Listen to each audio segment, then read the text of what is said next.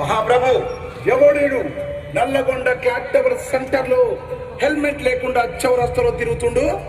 మహాప్రభు ఇతను నల్లగొండకే అందగాని అనుకొని హెల్మెట్ పెట్టకుండా తిరుగుతున్నాడు. హెల్మెట్ ధరించిన తన నెత్తి పైన వెంట్రుకలు ఊడిపోతాయని చెప్పి అడ్డగిడ్డగా తిరుగుతున్నాడు మహాప్రభు.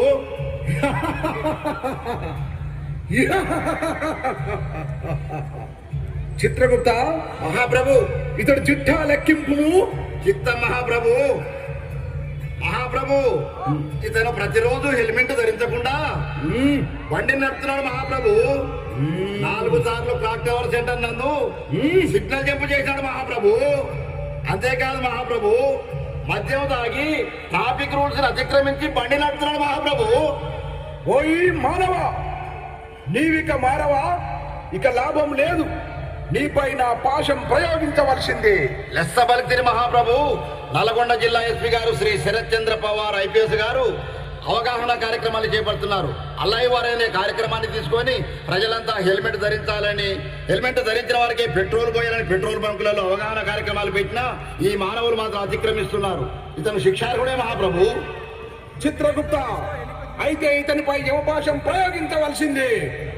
క్షమించు మహాప్రభు, ఈ రోజు నుండి మందు తాగి బండి నడపను, హెల్మెట్ లేని బండి నడపను మహాప్రభు. క్షమించండి స్వామి. ఇంటి దగ్గర నా పిల్లలు, ముసలి అత్త మామ, నా కుటుంబం అంతా తన మీదే ఆధారపడి బ్రతుకుతున్నాం ప్రభు. ఇకపై తను మందు తాగి బండి నడపకుండా, హెల్మెట్ లేనిదే బండి నడపకుండా నేను జాగ్రత్త తీసుకుంటాను ప్రభు. యమధర్మరాజా, మా నాన్నని క్షమించండి స్వామి. నా కిట్టి బ్యాగ్ లో దాచుకున్న డబ్బులన్నీ పెట్టి మా నాన్నకి హెల్మెట్ కొనిస్తా స్వామి.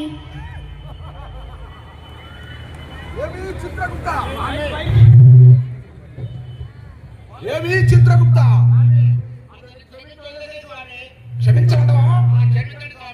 ఈ చిన్న పాప నన్ను సాన్నిధ్యంలో పెట్టింది, ఇది ఒక్కసారి క్షమిస్తున్నావా? మానవా, ప్రతిసారి నువ్వు హెల్మెట్ పెట్టి ప్రయాణం చేయాలి. వేరే దగ్గర వేరే కార్యక్రమం ఉందట, అక్కడ చాలా మంది ఉన్నారు. వెళ్దాం స్వామి, పదండి.